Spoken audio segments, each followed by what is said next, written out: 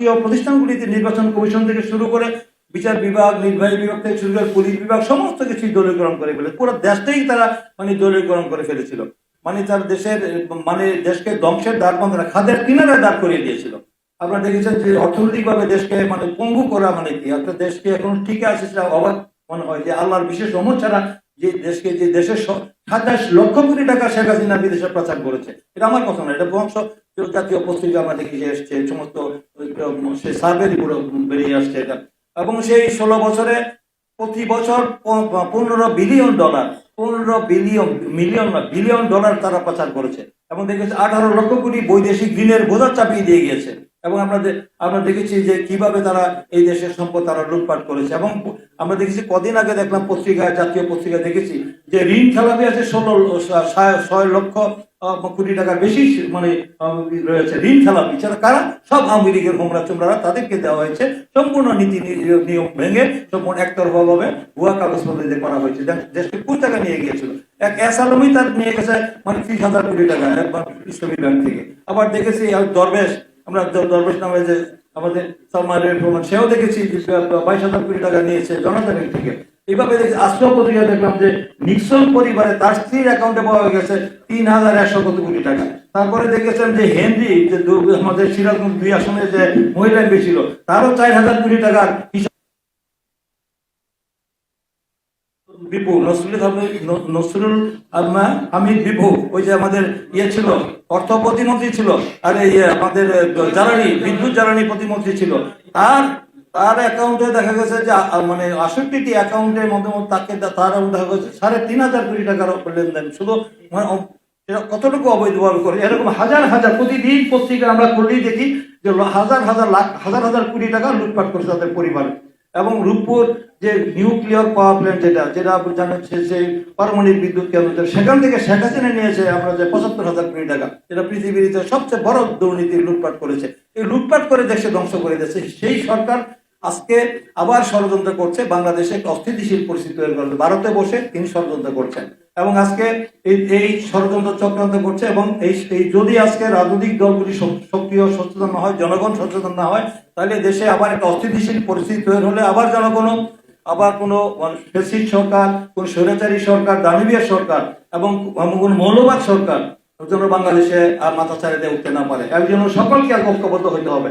এবং গণতন্ত্রে যে এই যে 5ই অগাস্টের যে ঐতিহাসিক ছাত্র গণঅভ্যুত্থানের মধ্য দিয়ে যে স্বৈরাচারের পতন হয়েছে, এবং আজকে এই সরকার, এই জনগণের সরকার, এই সরকারকে আমাদেরকে এই অন্তর্বর্তীকালীন সরকারকে আমাদেরকে সবাইকে সহযোগিতা করতে হবে। তাদেরকে বুঝতে হবে জনগণ কি চায়। জনগণ এই স্টেক হোল্ডার, সংবিধানের সাথে অনুচ্ছেদে এই রাষ্ট্রের মালিক, এই ভূখণ্ডের মালিক দেশের জনগণ। তাই জনগণের সরকার জনগণের হাতে বুঝিয়ে দেওয়ার জন্য অনতিবিলম্বে একটি অবাধ, সুষ্ঠু, গ্রহণযোগ্য, অংশগ্রহণমূলক, ইনক্লুসিভ, ক্রেডিবল একটি ইলেকশন, আন্তর্জাতিক মানের নিরপেক্ষ সরকারের অধীনে একটি নির্বাচন জনগণ দেখতে চায়। সেই নির্বাচন যত প্রলম্বিত হবে, দীর্ঘায়িত হবে, ততই সংকট হবে। অনির্বাচিত সরকার যতদিন ক্ষমতায় থাকবে ততদিন দেশের পরিস্থিতি তারা নিয়ন্ত্রণের বাইরে চলে। নির্বাচিত সরকার ছাড়া অনির্বাচিত সরকার দেশ পরিচালনা করা তাদের পক্ষে সম্ভব নয়, তা প্রমাণ হয়েছে। তাই আজকে দেখতে পাই বিভিন্ন সময় আইন শৃঙ্খলা পরিস্থিতি অবনতি, দ্রব্যমূল্য এখনো নিয়ন্ত্রণ হচ্ছে না, এখনো সিন্ডিকেটের দৌলত আমরা দেখতে পাচ্ছি, এখনো সেই সরকারের পতিত দোসররা, সেই দালালরা এখনো প্রশাসনের বিভিন্ন কি পয়েন্টে গাপটি মেরে বসে আছে। তাদেরকে রেখে সংস্কার ঠিক করা সম্ভব? তাই সংস্কার তো আমরা দিয়েছি, এই সংস্কারের পরে তো নতুন করে সংস্কারের কিছু নাই। তাই সংস্কার না করে দ্রুত সময়ের মধ্যে যেই সংস্কার না করলেই নয়, এবং সেইগুলো আমার দৃশ্যমান আমরা দেখতে চাই যে নির্বাচনের একটি দিনক্ষণ তারিখ, এই বছরের শেষে আগামী বছরের প্রথম নির্বাচন হবে, কিন্তু আমরা কোনো রোড ম্যাপ দেখতে পাচ্ছি না। সুনির্দিষ্ট দিন, তারিখ, ক্ষণ ঘোষণা করে জনগণকে আশ্বস্ত করতে হবে, নাহলে জনগণের মধ্যে সন্দেহ, সংশয় দানা বাঁধা শুরু করেছে। আবার যদি জনগণ রাস্তায় নামতে হয়, সেটা দুর্ভাগ্য হবে, আমাদের জন্য দুঃখজনক হবে। তা আশা করবো এই সরকারের বুদ্ধির উদ্যোগ হবে অবিলম্বে। জনগণ কি চায়, জনগণের পালস বুঝে, জনগণের স্বার্থে, গণতন্ত্রের স্বার্থে, মানে আবার কোন চক্রান্ত ষড়যন্ত্র করে যেন দেশের স্বার্থ বিরোধী দল যারা আছে, যারা এই গণতান্ত্রিক মানে আন্দোলনে রাজপথে ছিল, তাদের সাথে আলোচনা করে, শুধু এটা বিএনপির একটি দফা নয়, সেই তাদের সাথে আলোচনা করে সেটা আরো সমর্পিত করার জন্য জনগণের কল্যাণে, গণতন্ত্রের বৃহত্তর স্বার্থে সেই 31 দফা সেটা প্রণয়ন করা হয়েছে। এটা আপনারা জানেন যে গত 2024-এর জুলাই সেখানে চূড়ান্তভাবে এই 31 দফা আপনারা জানেন যে গুলশানের আমরা একটি হোটেলে সেখানে ইয়ে করা হয়েছিল, সেখানে সেটা উপস্থাপন করা হয়েছিল, আপনারা জানেন লেকশোর হোটেলে সেখানে উপস্থাপন করা হয়েছিল 31 দফা। এই 31 দফার মধ্যে কিন্তু 31 দফার মধ্যে কিন্তু বাংলাদেশের মানুষের মুক্তির সনদ এবং বাংলাদেশের যে গণতন্ত্রের এবং মুক্তির এবং জনগণের কথা নিহিত রয়েছে। এটা বাংলাদেশ সৃষ্টি হওয়ার পর কোনো রাজনৈতিক দল বা কোনো সরকার 31 দফার রূপরেখা এবং রাষ্ট্র সংস্কারের কোনো রূপরেখা তারা দিতে পারেনি। সেটাই প্রথম আমাদের নেতা বিএনপির চেয়ারম্যান, আমাদের প্রিয় নেতা তারেক রহমান, তিনি কিন্তু উদ্যোগ নিয়েছেন। উদ্যোগ নিয়ে সবার সাথে আলোচনা করে সেই 31 দফা তিনি প্রণয়ন করেছেন। এবং এটাই কিন্তু চূড়ান্ত না যে 31 দফাই শেষ, তা নয়। সেটা কিন্তু আরো এটা মডিফাই করে আরো মানে সংযোজন করে আবার যদি আরো প্রয়োজন আরো সংযোজন হতে পারে, সংযোজন হতে পারে দেশের বৃহত্তর স্বার্থে। এবং দেখেছেন যে এটা জবাবদিহিতা এবং রাষ্ট্রের দায়বদ্ধতা জবাবদিহিতার বিষয়। এবং সেখানে দেখেছেন যে রাষ্ট্রের যে মানে কি প্রধানমন্ত্রী এবং রাষ্ট্রপতির মধ্যে এবং বিচার বিভাগ আইন বিভাগের মধ্যে এবং প্রশাসনের মধ্যে ক্ষমতার ভারসাম্য বজায় রাখার জন্য যে উদ্যোগ নেওয়া হয়েছে। এবং প্রধানমন্ত্রী পরপর দুবারে বেশি থাকতে পারবেন না, জাতীয় সরকারের কথা উল্লেখ রয়েছে। আপনি দেখেছেন মানে মোটা দাগে যেটি বলা হয়েছে, যেটা সংসদের আমার জাতীয় সংসদের উচ্চ কক্ষ, নিম্ন কক্ষ, দ্বিকক্ষ বিশিষ্ট সংসদের যে উল্লেখ করা হয়েছে, সেটা কিন্তু অতীতে কেউ সেভাবে উল্লেখ করেনি।